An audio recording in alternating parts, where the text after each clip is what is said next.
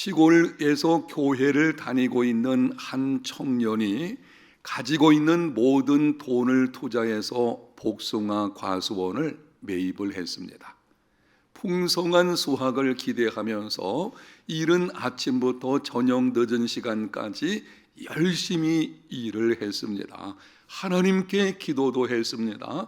하나님 은혜를 베풀어 주셔서 풍성한 수확이 있게 해 주시고, 그로 인해서 다른 사람들에게도 물질적으로 선한 영향력을 끼치는 삶을 살아낼 수 있도록 도와주시옵소서. 모든 일들이 잘 되는 것 같았는데 복숭아가 열리기를 시작할 무렵에 때 아닌 된 소리가 내렸습니다. 그동안 온 정성과 수고를 다해서 키운 그 모든 농사가 한순간에 수포로 돌아가게 된 것입니다.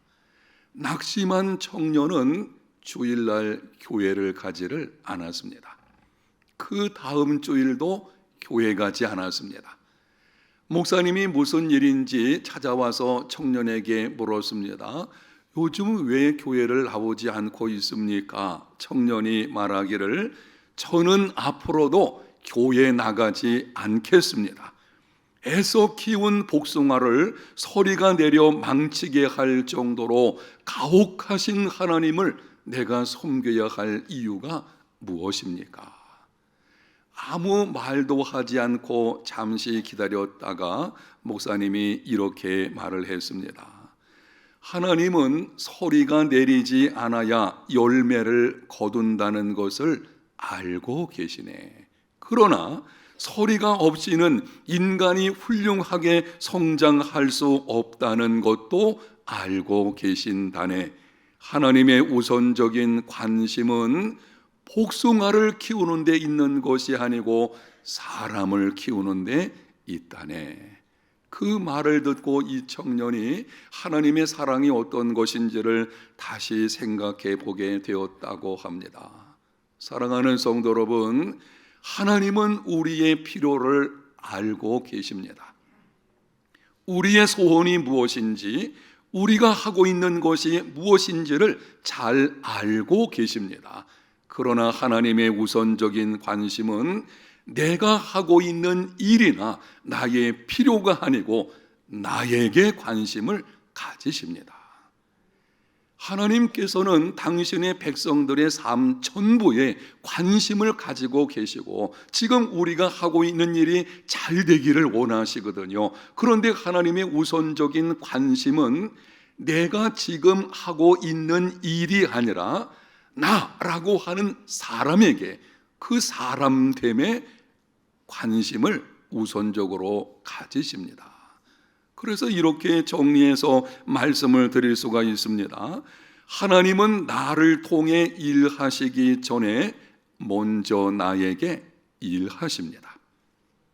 바른 믿음의 생활, 세상을 이기는, 그리고 때로 시험과 환난이 찾아올 때에 그것을 넉넉히 이겨내는 믿음의 사람이 되기를 원한다면 하나님께서 일하시는 방식을 알아야 돼요. 하나님의 일하시는 방식이 어떤 것인가 하면 나를 통해 일하시기 전에 먼저 나에게 일하십니다. 오늘 본문은 이사야가 선지자로 부름을 받는 소명과 그 과정에서 이루어진 이사야의 위대한 신앙 고백에 관한 내용입니다. 본문 1절 상반절에 이렇게 기록을 합니다. 우시야 왕이 죽던 해에, 유다 왕 우시야가 죽던 그 해에 이사야가 성전에 올라가서 기도하게 되었고 기도하는 중에 환상을 보게 되었습니다.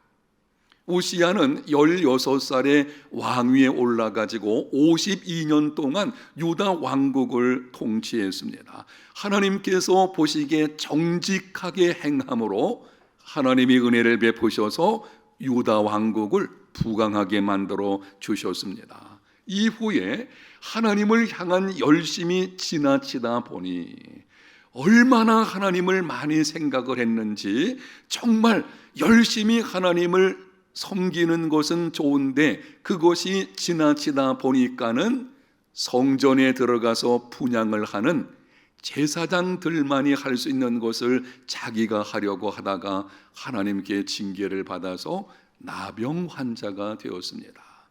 격리되어서 죽을 때까지 나병 환자로 살게 되었는데요. 그렇지만 어쨌든 우시야는 하나님을 잘 섬기는 왕이었습니다. 당시는 국제적으로 격변하는 위태로운 시대였습니다. 아수르 제국의 위협으로 인해서 근동에 있는 나라와 민족들이 긴장감 속에 휩싸여 있었습니다. 아수르 제국이 팽창하는 가운데서 여러분이 아시고 계시죠? 북쪽 이스라엘도 아수르에 의해서 멸망을 당했습니다. 그런 상황 속에서 그쪽 지역에 있는 모든 나라들이 긴장감 가운데 있었던 것입니다. 그런데 이스라엘 백성들은 나라가 부강하고 잘 먹고 잘 살게 되니 사치와 향락에 빠져 있었습니다. 태평성대는 좋은 것이지만 배가 부르고 등이 따수게 되어지니 이제는 하나님을 찾는 횟수가 줄어들게 되었고 입술로는 하나님을 존경하나 마음은 멀어진 것입니다. 지금 상황을 보게 되면 언제 어느 때 아수르가 쳐들어와서 나라의 운명이 풍전등화 같은 상태 가운데 있다면 마땅히 하나님께 깨어서 기도해야 되지 않겠습니까? 민족의 운명이 지금 위태로운 가운데 있는데 어떻게 한가하게 그냥 머물러 있을 수가 있겠어요? 마땅히 하나님 앞에 나와서 기도해야 되겠죠. 그런데 이스라엘 백성들은 그렇게 하지 않았습니다. 하나님을 사랑하는 것이 식어지게 되었고 거기다가 하나님을 잘 섬기는 왕까지 죽게 되었습니다. 이런 상황을 보고 이사야는 어두워진 전망 속에서 어찌할 바를 알지 못해서 하나님께 나가서 기도하게 되어진 것입니다. 전망이 어두운 상황, 미래가 불확실한 앞으로 어떻게 될지 모르는 이 기막힌 상황 속에서 이사야는 그 문제를 가지고 성전에 올라가서 하나님께 기도하게 되었고 이 모습은 우리 모두의 모습이 되어야 합니다. 여러분, 가끔 우리가 살아가고 있는 시대는 어떻습니까? 여러분이 알고 계시는 대로 국제적으로는 러시아와 우크라이나 전쟁이 계속 이루어지고 있고 이스라엘과 하마 전쟁도 그칠 생각하지 않고 계속되고 있습니다. 더구나 러시아의 군사적인 위협으로 인해서 유럽 국가들이 군비를 증강하고 있습니다. 냉전 시대는 지나가고 이제는 평화 시대가 지나가고 이제는 다시 냉전 시대가 도래하는 것이 아니냐, 이런 우려를 갖고 있는 것을 보게 됩니다. 민족적으로는 북한이 핵으로 위협을 하고 공공연하게 노골적으로 전쟁 의지를 드러내는 것을 보게 됩니다. 국내적으로는 어떻습니까? 정치는 실종되고 정책보다는 특정한 사람을 중심으로 이루어지는 후진국 정치가 이루어지고 있습니다. 인구 절벽으로 나라의 미래는 불확실하고 차별금지법 같은 죄를 옹호하는 법률을 제정하려는 움직임은 계속되고 있습니다. 교회는 어떻습니까? 코로나19가 지난 이후에 가난한 성도, 교회 이런저런 여러 가지 문제들이 있다 보니 세상의 평판들이 조금 좋지 않게 되었고 그로 인해서 교회를 나가지 않는, 예수님을 믿으면서도 나가지 않고 있는 가난한 성도들이 점점 늘어가고 있습니다. 교회의 미래를 책임져야 되는 다음 세대 주일학교는 우리 대한민국 교회들, 조국 교회를 보게 되면은 교회들마다 줄어드는 안타까운 현실이 있는 것을 볼 수가 있죠. 성도들의 삶은 어떻습니까? 경제 문제, 자녀 문제, 부부 갈등의 문제, 육신의 질병 문제 등 전망이 매우 어두운 시대를 지나고 있습니다. 이렇게 전망이 어려운 상황에서 예수 믿는 하나님의 자녀들은 어떻게 해야 하겠습니까? 전망이 어두울 때는 위를 쳐다보아야 합니다. 따라합시다. 전망이 어두울 때는 위를 쳐다보라. 전망이 어두울 때는 어두운 전망을 주시하지 말고 잠시 그것을 내려놓고 하나님을 바라봐야 돼요. 위에 계신 하나님을 바라보고 하나님께로 가지고 와서 그 문제를 내려놓고 기도할 수 있어야 합니다. 문제를 묵상하지 말고 하나님을 묵상하십시오. 시편 기자가 이렇게 노래했습니다. 야곱의 하나님을 자기의 도움으로 삼으며 여호와 자기 하나님에게 자기의 소망을 두는 자는 복이 있도다. 여호와 자기의 하나님에게 자기의 소망을 두는 자는 복이 있도다. 지금 여러분의 삶의 전망은 어떻습니까? 국제적으로 국내적으로 이런저런 문제가 있는 것이 현실이지만 우리의 상황 같은 경우는 지금 내 인생의 직면에 있는 여러분의 전망은 어떻습니까? 여러분의 전망이 밝다면, 여러분의 미래가 밝은 가운데 있다면 모든 것이 하나님의 은혜인 줄 알고 감사하는 시간이 되시기를 축복합니다. 혹여나 전망이 어둡다면 위를 보십시오. 하늘에 계신 하나님 앞에 나와서 엎드려서 기도하는 삶이 되시기를 바랍니다. 인생길에서 찾아오는 모든 문제의 해결자는 하나님이신 줄로 믿습니다. 문제 앞에서 낙심하거나 포기하거나 두려워하지 말고 그 시간에 하나님 앞에 나와서 기도하십시오. 우리에게 큰 문제인 것이지 하나님께는 큰 문제가 아닙니다. 세상이 흔들리고 있는 것이지 하나님이 흔들리시는 거 아닙니다. 기도의 자리를 회복할 수 있는, 하나님에게 자기의 소망을 두는 복이 있는 삶이 되시기를 바랍니다. 이런 때에 무엇보다 여러분에게 권면의 말씀을 드린다면 기도의 자리를 회복하십시오. 마땅히 전망이 어두운 시대에 하나님 백성들이 어떻게 해야 되겠습니까? 나라와 민족과 열방을 위해서, 그리고 내 인생의 문제를 가지고 하나님 앞에 나와서 엎드려 기도해야 되겠죠. 여러분의 잃어버린 기도의 자리 이제는 회복해서 기도로 하나님께 소망을 두며 살아가는 믿음의 삶이 다 되시기를 바랍니다. 이사야가 성전에 올라가서 기도할 때에 하나님께서 어떻게 하셨는지 본문 1절 하반절에서 4절까지 기록이 되어 있습니다. 제가 천천히 읽을 때에 여러분이 의미를 생각하면서 들어보십시오. 내가 본즉 주께서 높이 들린 보좌에 앉으셨는데 그의 옷자락은 성전에 가득하였고 서랍들이 모시고 섰는데 각기 6 날개가 있어 그 둘로는 자기의 얼굴을 가리었고 그 둘로는 자기의 발을 가리었고 그 둘로는 날며 서로 불러 이르되 거룩하다 거룩하다 거룩하다 만군의 여호와여 그의 영광이 온 땅에 충만하도다 하더라. 이같이 화답하는 자의 소리로 말미암아 문지방의 터가 요동하며 성전의 연기가 충만한지라. 이사야가 환상 중에 보게 되어지니 하나님께서 높은 보좌에 앉아 계십니다. 보좌에 앉아 계신다는 것은 통치를 의미하는 것입니다. 옷자락이 성전에 충만하였다. 하나님의 옷자락, 왕들이 옷을 입을 때에 땅에 질질 끌리는 옷을 입게 되어지죠. 만왕의 왕이신 하나님의 영광을 의미하는 것입니다. 하나님의 통치하심으로 성전에 하나님의 영광이 가득했습니다. 거룩하다 거룩하다 거룩하다 3번을 반복하는 것은 완전함을 의미하는 것입니다. 하나님의 거룩하심은 완전히 거룩하신 하나님이심을 보여주는 것이죠. 그의 영광이 온 땅에 충만하다. 하나님의 통치하심과 하나님의 거룩하심으로 말미암아 하나님의 영광이 온 땅에 충만한. 지금 이사야는 국제 정세 문제로 인해서 그리고 국내적으로 이런저런 개인적인 문제도 포함이 되어 있겠죠. 하나님께 나가서 기도할 때에 하나님이 자신을 나타내 보여주시는데요, 온 땅에 하나님의 영광이 충만한, 절대 주권을 가지고 인류 역사를 주관하시는 하나님, 그분의 능력과 그분의 영광이 가득 차 있는 것을 보게 되는 것입니다.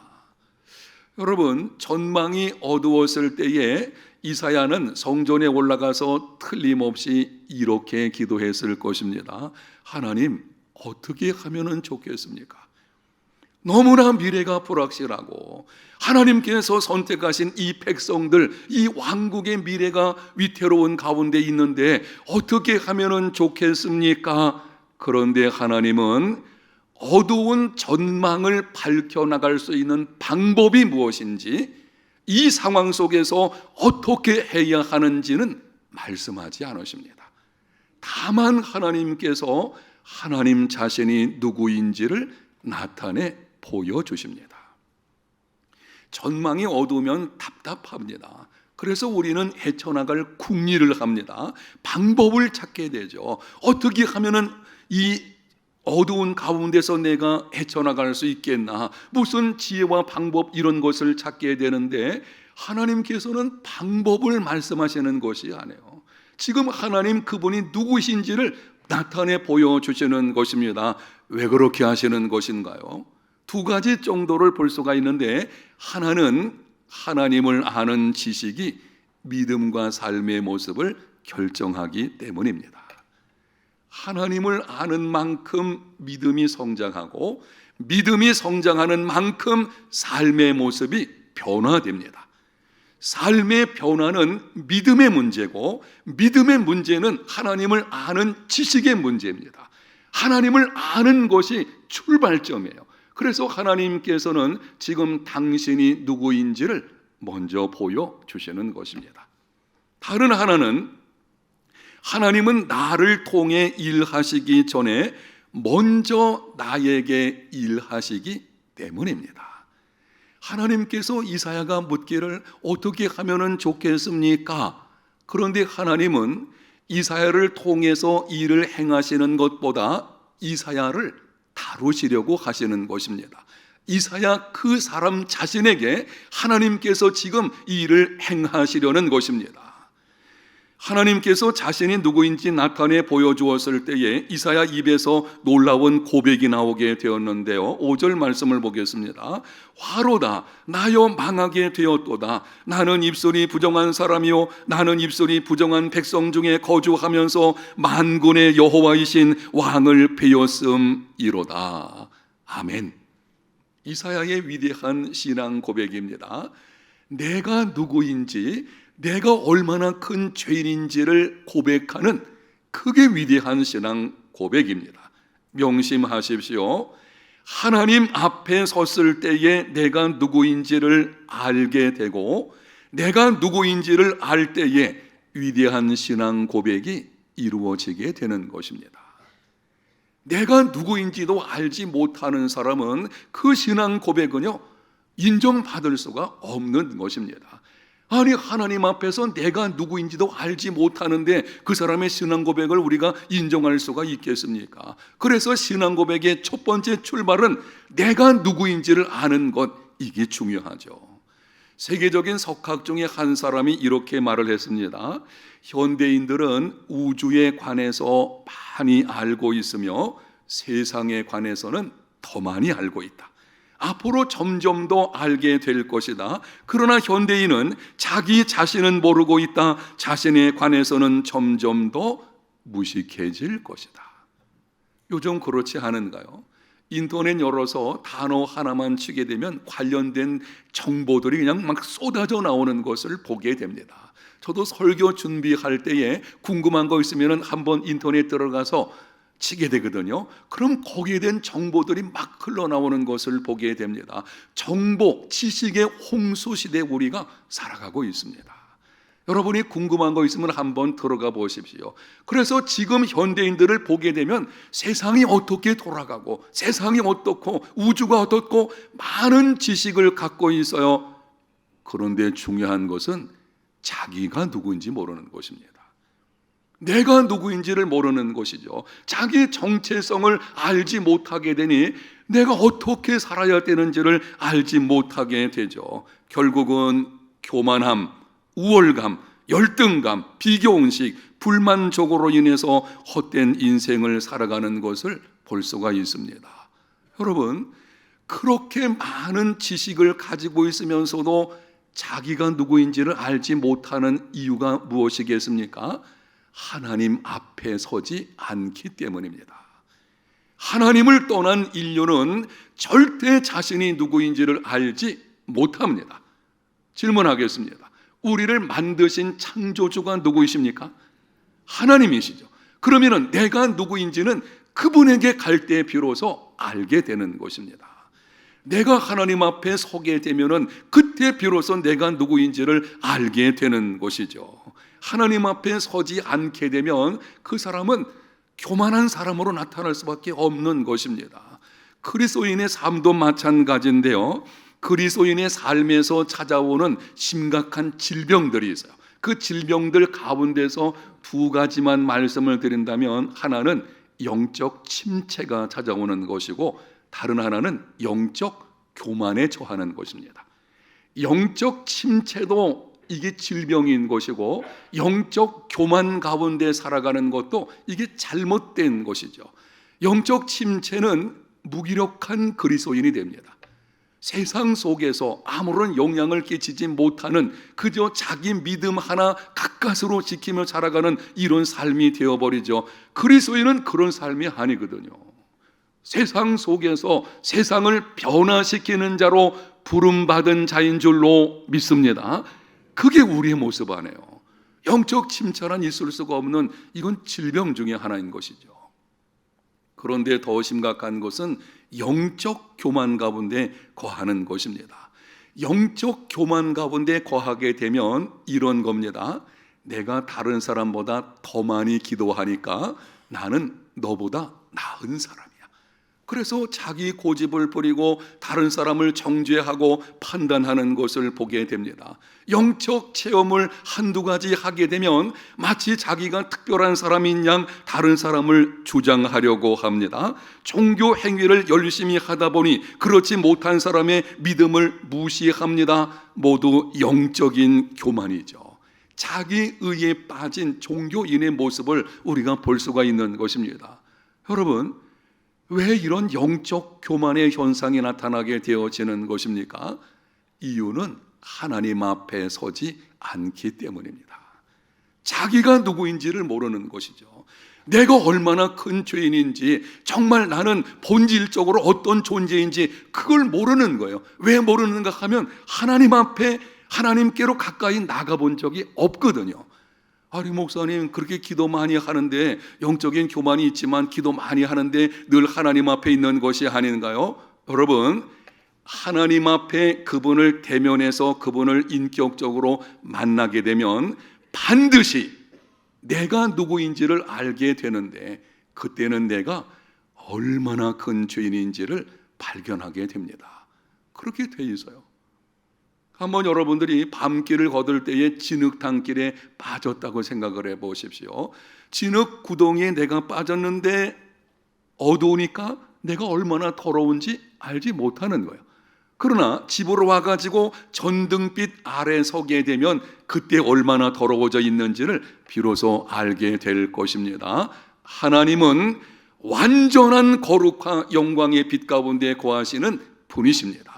그 완전한 빛이신 하나님 앞에 섰을 때에 우리의 존재가 어떤가요? 이런 고백이 나올 수밖에 없어요. 화로다 나여 망하게 되었도다.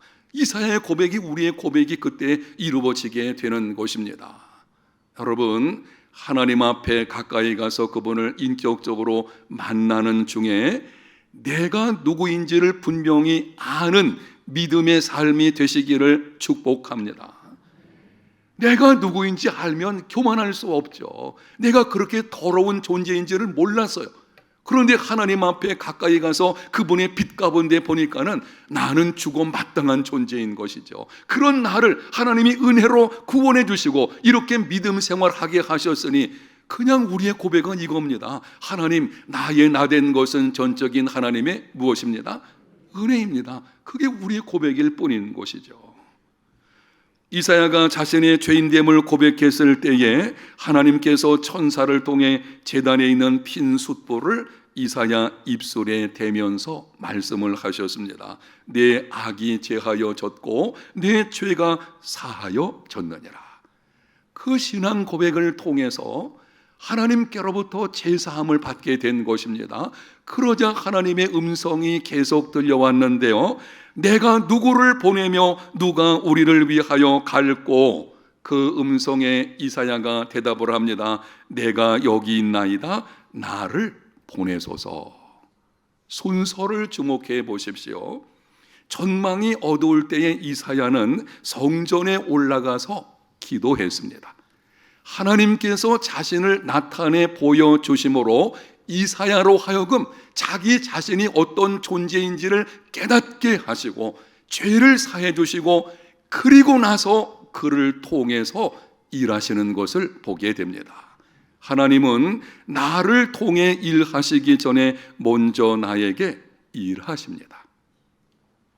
여러분의 이해를 돕기 위해서 성경에 등장하는 신앙 위인들 몇 사람을 예로 한번 들어보겠습니다. 하나님께서 요셉을 선택하시고 꿈을 꾸게 하셨죠. 꿈 내용은 아실 겁니다. 그 이후에 꿈을 꿨다는 것은 하나님께서 요셉을 통하여 큰 일을 행하시겠다는 것입니다. 그런데 하나님께서는 요셉을 통해서 일을 행하시기 전에 애굽으로 팔려가게 하시고 종살이하게 하시고 억울하게 누명을 쓰고 감옥살이하게 하셨습니다.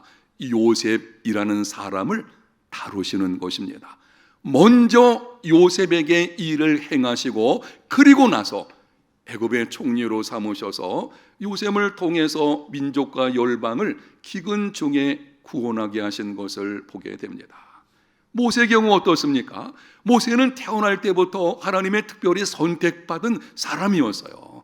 그런데 하나님께서 그 놀라운 일을 그를 통해서 이루시기 전에 애굽의 궁전에서 40년, 미디안 광야에 40년, 80년 동안 하나님께서 모세에게 일을 행하셨습니다. 그리고 나서 모세를 통해서 이스라엘 민족을 애굽의 종살이에서 건져주시고 약속의 땅으로 인도하게 하셨습니다.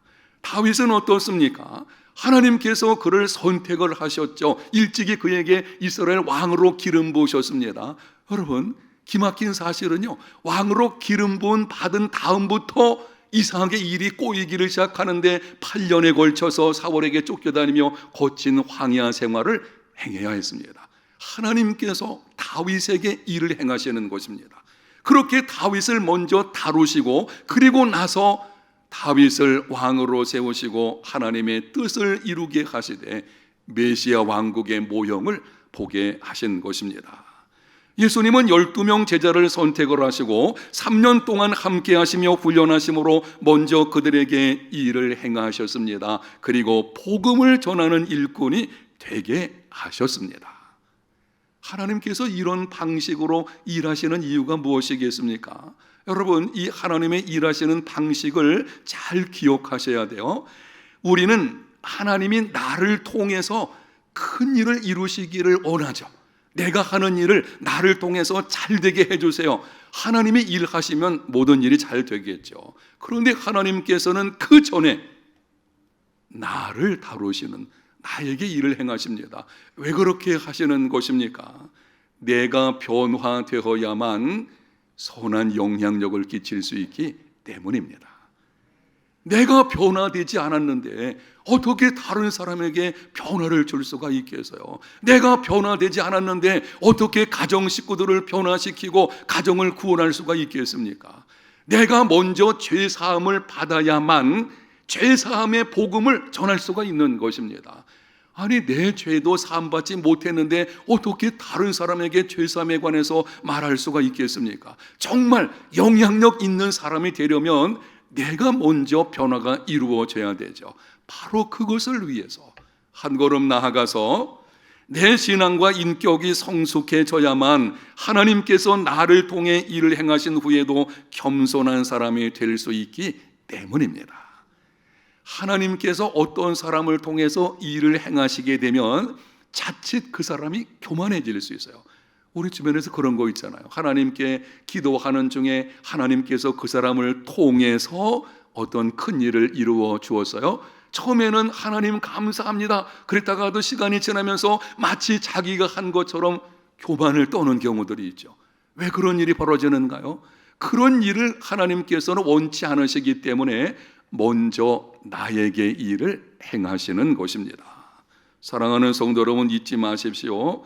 전망이 어두울 때는 위를 바라보십시오. 하나님은 나를 통해 일하시기 전에 먼저 나에게 일하십니다. 하나님이 나에게 일을 행하실 때 뜻이 있음을 알고 기대와 기쁨으로 감내하는 삶이 되시기를 축복합니다. 하나님이 나에게 일을 행하시면 힘듭니다. 어렵습니다. 고통스럽습니다. 하나님은 알고 계셔요. 우리의 이 죄악된 본성이 여전히 있는데 그것이 바뀌어지는 것은 고난이 아니면 안 된다는 것을 알고 계시거든요. 그래서 하나님이 내 인생 찾아오셔서 나에게 먼저 일을 행하시게 되면 힘겨운 시간들이 있게 됩니다. 그러나 기억하십시오. 소망을 하나님께 두고 기도하며 감내하면 반드시 하나님께서 때가 돼서 나를 통해 일을 행하심으로 기쁨으로 단을 거두게 될 줄로 믿습니다. 마침내 하나님께서 보고 주시는 일이 있게 되는 것입니다. 오늘 말씀을 잘 기억하셔서 여러분 힘겨운 시간이 다가오게 되면 이렇게 하십시오. 하나님이 지금 나에게 일을 행하시는구나. 아멘.